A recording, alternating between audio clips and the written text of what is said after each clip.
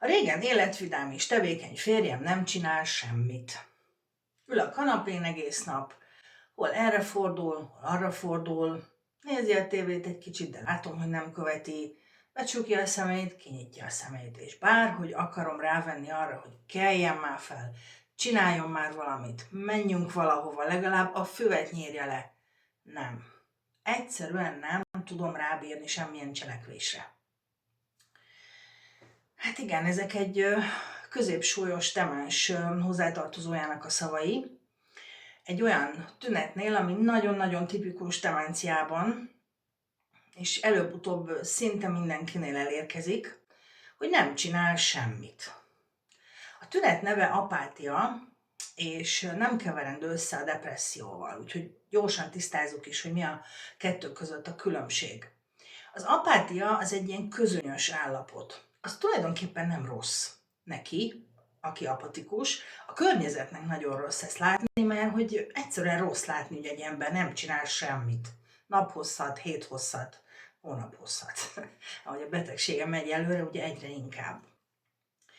A depresszió az másfajta rendellenesség, ott a szenvedés, az egy nagyon erős, rossz kedv, lehangoltság, nem tud belőle kijönni, értéktelennek érzi magát, és mellesleg nincs is kedve semmihez.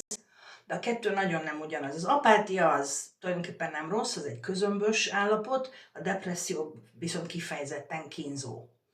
Ebben a videóban most csak az apátiáról beszélünk, mert hogy nagyon sokszor felmerül az a kérdés, hogy hogyan bírjam rá, hogy csináljon valamit. Hát nem egyszerű. Azért nem egyszerű, mert a tünet mögött ilyen agyi változások állnak. És ezekből a komplex agyi változásokból most kettőt fogok kiemelni, hogy megértsd, hogy mi van a tünet mögött. Az egyik, az úgy gondolj rá, mint egy kapcsolóra. Itt elől az agyunkban, a homloklebenyben van egy kapcsoló, ami, hogyha fel van kapcsolva, akkor nekiindulunk, reggel fölkelünk, csináljuk a dolgunkat, kimegyünk a konyhába, reggelit készítünk, stb. Serénykedünk egész nap, és mindig elkezdjük a cselekvéseket, mert ez a kapcsoló, ez fönt van. Most demenciában az történik, hogy a kapcsoló lekapcsol, és nem is lehet onnan kimozdítani, beragadt ott az off állapotjában.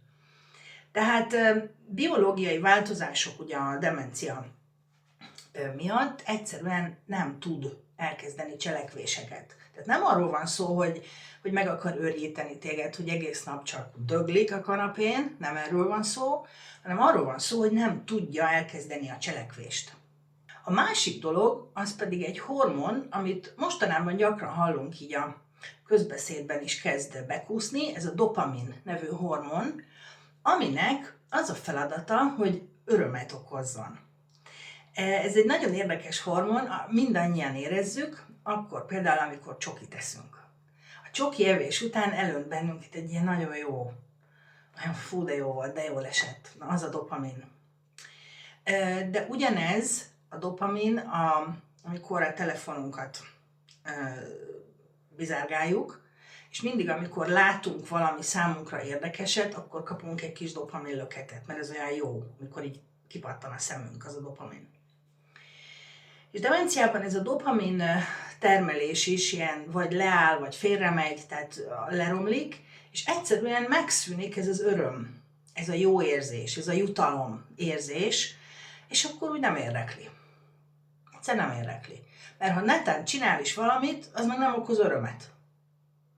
Tehát ezek a folyamatok vannak az apátia mögött, és hogyha ezt megérted, akkor azt is megérted, hogy ez nem olyan dolog, hogy úgy rábeszélésre majd felpattan és csinálni fog valamit. És ezért van az, hogy hiába mondod neki, hogy kelj már föl, meg menjünk már, meg csinálj már valamit, nem is ér oda az információ, de ha netán oda is érne, akkor se tud akarni. Egyszerűen nem megy neki. Tehát ezt nagyon fontos tudnod, hogy azzal a módszerrel, hogy gyere már, csináljunk valamit, nem fog semmire menni, sőt, hát valószínűleg nyomasztani is fogod vele, és akkor morogni fog, meg, tehát még csak rosszat teszel vele. Ne tedd. Hanem inkább tudjál arról, hogy ennek az apátiának is vannak különböző fokozatai.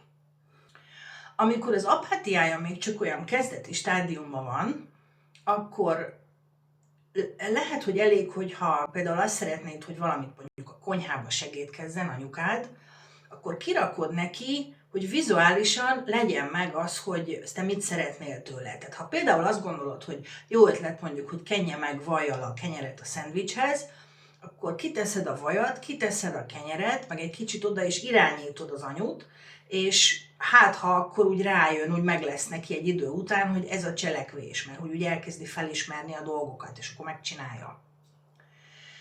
Ahogy megy előre a betegsége, és fokozódik ez az apátia állapot, úgy már te kell, hogy legyél mondjuk a jobb keze, és mondjuk ott már kezébe kell nyomnod azt a kenőkést, a másik kezébe meg a kenyeret, és esetleg el is kell kezdened a mozdulatot, és akkor lehet, hogy utána folytatja.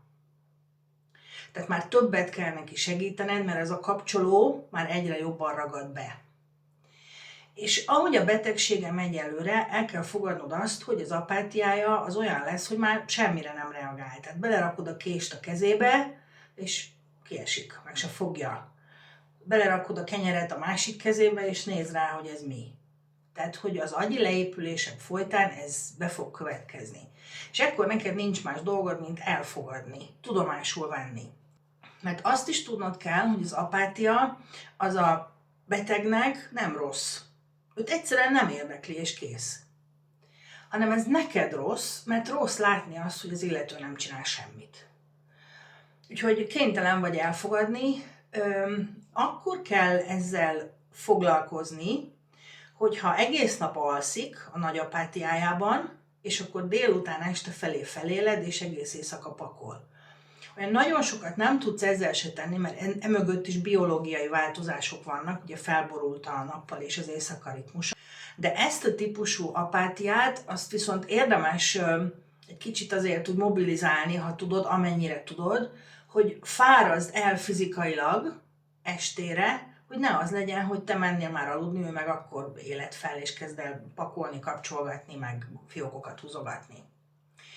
Tehát azt azért mindenféleképpen érdemes, hogy egy kicsit úgy odahatunk, gyere menjünk el sétálni, gyere menjünk ki az udvarra, nem kell igazából csinálnia semmit, olyan értelemben, hogy ilyen struktúrált cselekvés, mert ez már valószínűleg nem megy, de mozogjon, tehát tegye egyik lábát a másik után, amíg lehet, mert ez viszont el kell, hogy fárassza annyira, hogy utána valamennyire tudjatok aludni.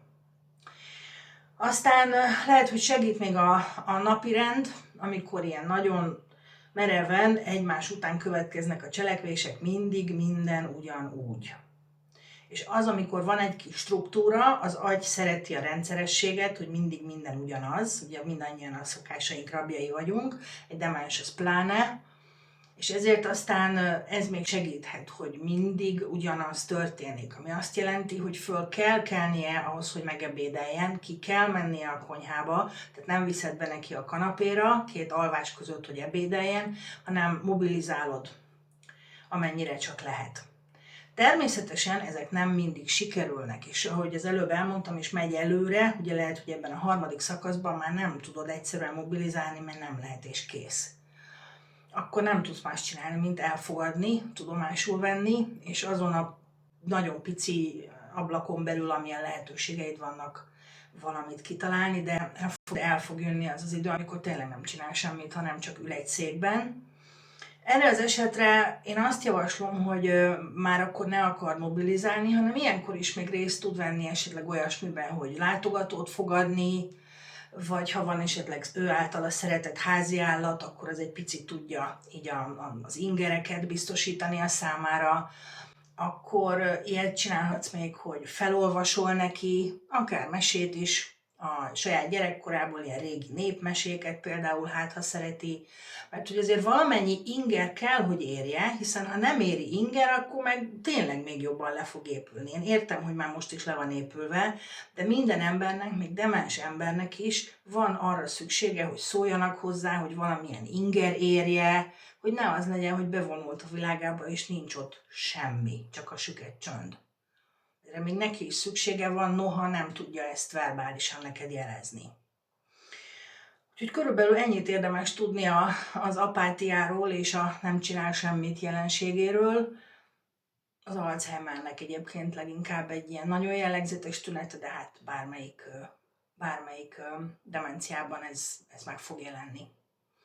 Úgyhogy ennyit mára, hamarosan jövök a következő videóval, sziasztok!